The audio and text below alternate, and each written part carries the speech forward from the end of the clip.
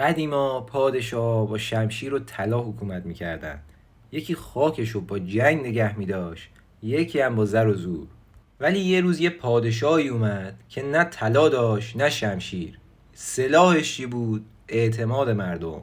اون یه تیکه کاغذ نشون مردم داد که روش نوشته بود این کاغذ به اندازه یه سکه طلا میارزه. مردم هم باورش کردن و باور مردم بود که دنیا رو تغییر داد. از اون روز دیگه طلا خاک خوردن و کاغذها حکومت کردن و اسم اون پادشاه شد دلار. اما این فقط شروع ماجراست. سال 1776 تو دل یه سرزمین نوپا به اسم آمریکا همه از سلطه و فشار بریتانیا خسته شده بودن. مردم هم دست به آشوب برای استقلال خودشون زدن و کنترل رو از دست انگلیسی‌ها در آوردن.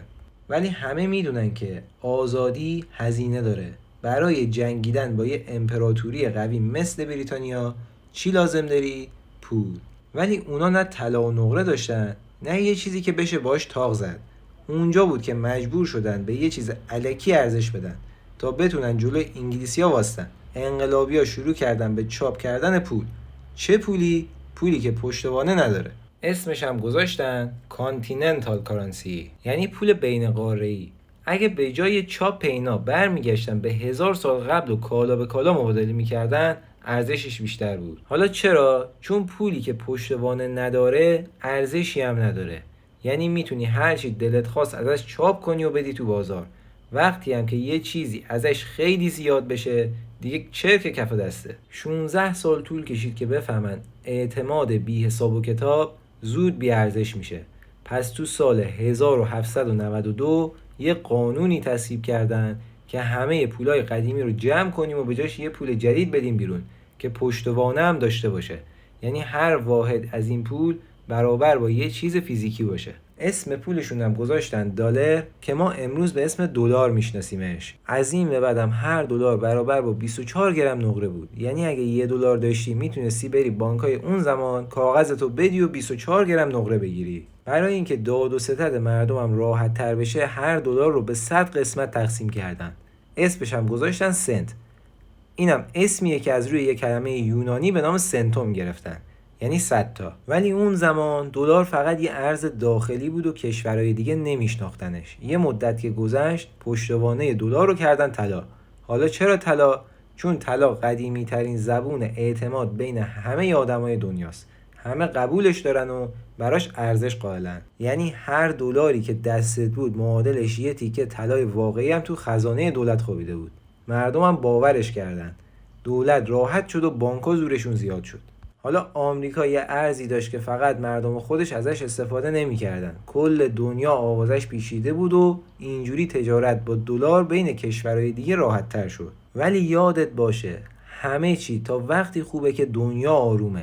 یه جنگ و یه بحران میتونه همه چی رو عوض کنه. هرچی اقتصاد آمریکا بزرگتر میشد دلار هم بیشتر چاپ میکردن. از یه جایی به بعد چند برابر ذخیره طلاشون دلار داده بودن دست مردم. حالا اگه مردم و بقیه کشورها از این قضیه بو می‌بردن بانک‌های آمریکا رو یک شبه با خاک کوچه یکی می‌کردن. چون بانک‌ها قول داده بودن که اندازه پولتون طلا نگه می‌داریم، ولی انقدر بیشتر از ذخیره طلاییشون دلار چاپ کرده بودن که دیگه نمیشد کارو جمع کرد. حالا باید یه کلک جدید بزنن که دوباره برگردن تو بازی. از بخت خوبشون جنگ جهانی دوم شروع شد. نصف اروپا رو درگیر کرد. کشورهای دیگه هم به هم اعتماد نداشتن. اروپا به اون عظمت حالا کاسه گدایی دستش گرفته بود که بتونه خودشو بازسازی کنه. ولی یک کشور اونور آب دور از جنگ با یه اقتصاد قوی تو دوران اوج خودش بود. همون آمریکاییایی که یه روز زیر سلطه انگلیس بودن حالا داشتن نظم جدید دنیا رو با سلیقه خودشون به همه تحمیل میکردن. سال 1944 بود که 730 تا نماینده از 44 تا کشور دنیا توی آمریکا جمع شدن و یه قانونی رو امضا کردن که سرنوشت آینده دنیا رو عوض کرد. برتون وودز.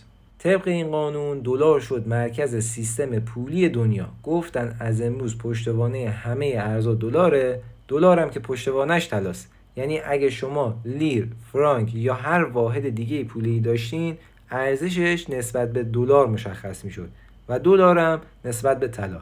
دنیا هم قبول کرد. حالا چرا؟ چون آمریکا و اقتصادش از جنگ سود کرده بود و مهمتر از همه دلار ثبات داشت و درست همونجا بدون لشکرکشی و بدون خونریزی دلار تاج پادشاهی رو روی سر خودش گذاشت. از اون روز به بعد تجارت جهانی و نفت و بانک‌های مرکزی کشورها همه به دلار گره خوردن. اما یه سوال زیر پوسته این قرارداد خوابیده بود. اگه یه روزی آمریکا بخواد بیشتر از طلاش دلار چاپ کنه چی؟ اگه اون زنجیر بین دلار و طلا قطع بشه چی میمونه؟ کاغذ یا اعتماد؟ خب گفتیم که آمریکا قبل از این قرارداد هم بیشتر از طلاهاش دلار چاپ کرده بود. پس حالا قراره چجوری اوضاع رو مدیریت کنه؟ دهه 60 میلادی آمریکا درگیر جنگ ویتنام بود. حالا آمریکا هم خرج جنگ رو دستش بود، هم خرج دولتش و هم خرجی که برای پولای بین‌المللی بده. دولت هم فقط دلار چاپ میکرد و هزینه‌هاشو میداد. کشورها هم کم کم شک کرده بودن. فرانسه و آلمان و ژاپن شروع کردن دلاراشون رو پس آوردن تا طلا بگیرن. سیستم برتون وود که با دلار به عنوان پل اعتماد بنا شده بود داشت ترک میخورد و اونجا بود که آمریکا دیگه نمیتونست از پس وعده هایی که داده بر بیاد. 15 آگوست سال 1971 ریچارد نیکسون رئیس جمهور وقت آمریکا اومد جلوی دوربین و با یه لحن جدی گفت دولت آمریکا به طور موقت قابلیت تبدیل دلار به طلا رو متوقف میکنه. اون گفت موقت ولی هیچ وقت برنگشت. طلای پشت دلار برای همیشه تو خزانه‌های آمریکا قفل شد. به این اتفاق میگن شوک نیکسون و از همون لحظه دلار دیگه هیچ پشتوانه فیزیکی نداشت. هیچ سکه‌ای، هیچ شمشی، اصلا تضمینی نبود. فقط یه چیز مونده بود، اعتماد به اقتصاد آمریکا، قدرت نظامیش و نفوذ سیاسیش و البته یه اعتیاد جهانی به همون کاغذ سبز. دنیا تو شوک فرو رفت ولی به طرز عجیبی سیستم زمین نخورد و برعکس دلار قوی‌تر هم شد. انگار که همه با خودشون گفتن حالا که هیچ پولی پشتوانه نداره پس بذار همون دلار رو نگه داریم چون مطمئن ترین پشتوانه است. بعد از شوک نیکسون دلار بی پشتوانه شد ولی این پایان سلطنتش نبود بلکه شروع فصل جدیدی بود، فصلی که دلار به جای طلا به نفت چنگ زد و چنگ زدن دلار به نفت فقط اقتصادی نبود بلکه سیاسی و استراتژیک بود.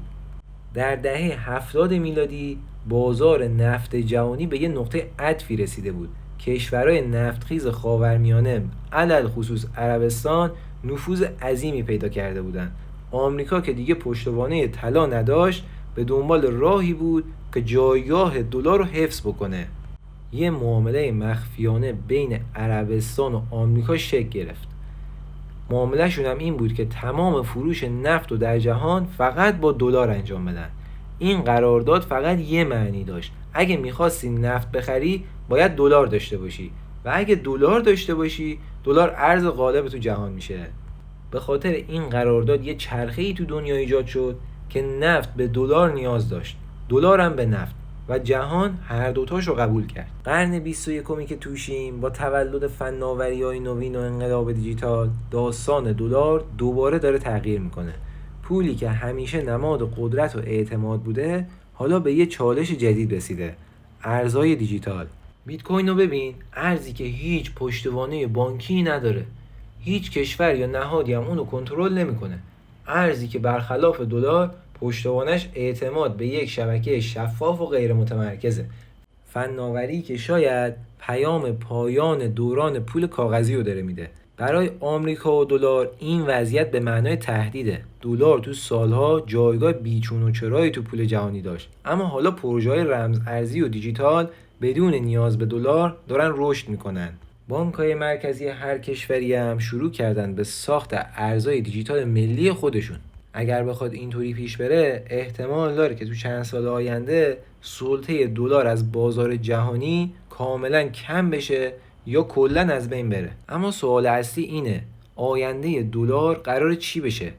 یعنی دلار همچنان پادشاه پولا باقی میمونه یا فناوری و اقتصاد جهان یه مسیر جدید رو برامون درست میکنه؟